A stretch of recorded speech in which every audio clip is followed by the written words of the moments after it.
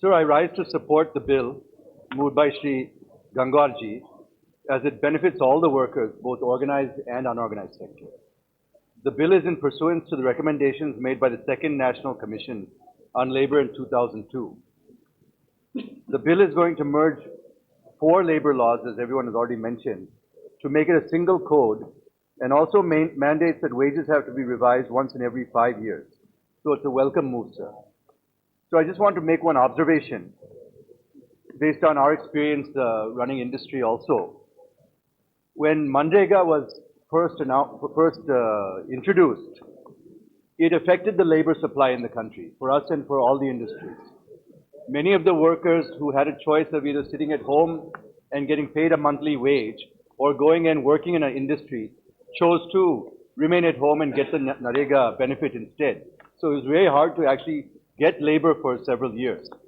But interestingly, what happened is this forced the employers to relook at their minimum wage and actually offer a more attractive wage to attract that labor force back to industry.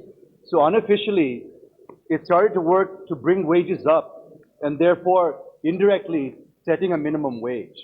So my suggestion to the labor minister is to please interact and work with the rural development minister also to ensure that the Narega rate and the minimum wage are synchronized in such a manner that it benefits both the sectors and doesn't create problem for one or the other.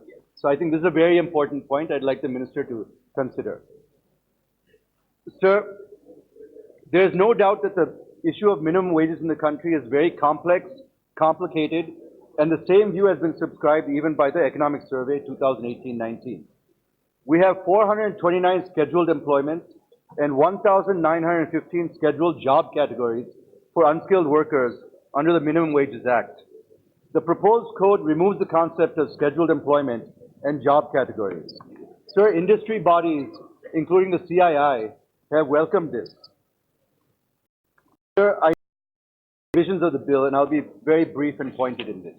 So please just give me a few minutes and I'll complete it. I won't extend. Please keep. The first one is relating to clause 2YF, which defines wages and does not include house rent allowance.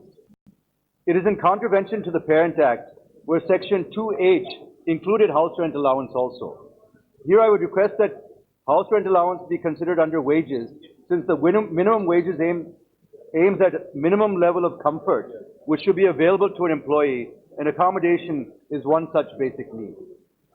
Secondly, it is contrary to the interpretation of the Apex Court in its April 2019 judgment in the cases of Hindustan Sanitary Ware and Industries Limited and Faridabad Industries Association versus the state of Haryana, wherein it held that the HRA is part of minimum wages, where the code excludes HRA from wages. So I suggest for consideration the Honorable Minister to revisit the clause and rephrase it accordingly. The third point is relating to Section 5 of Equal Remuneration Act, which prohibits discrimination in the payment of wages and recruitment on the basis of gender.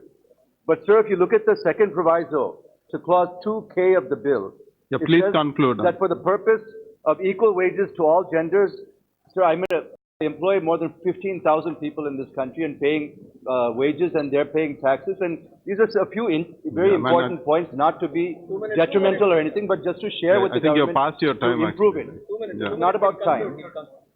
Sir, both are contradicting each other. One is prohibiting and the other is computing emoluments such as conveyance allowance, HRA, remuneration payable under any award, and overtime allowance. The code is also silent about the discrimination in recruitment, and I feel that it is glaring gender discrimination towards women. My fourth point is under the Minimum Wages Act. It is mandatory to revise the minimum wages at intervals not exceeding 5 years. But if you look at subclause 4 of clause 8 of the bill, it says that the appropriate government shall review or revise minimum rates of wages ordinarily at an interval not exceeding 5 years. I feel that the wording in the clause is loosely worded. Here you're using the word ordinarily, which is not proper. Thank you. Please conclude. Hence, I request the Honorable Minister to retain the original section, which is clear and does not beat around the bush. Just 2 more paragraphs and I'm complete, sir. Please, So my next point is, if you look at clause 9 of the bill, It is proposed that the central government will fix floor wages, and whatever is fixed by the central government is the benchmark for all states. So I ask the veracity and tenability of fixation, sir. And secondly, if one looks at subclause 3 to clause 9, it says that the central government only consults the states in fixing the minimum wages. It means the fixation will be thrust upon the states as you are only consulting. I strongly feel that this amounts to taking away the rights of states. So I suggest for the consideration of the Honorable Minister to substitute consultation with concurrence. It is only then that you will get justified wages for the workers.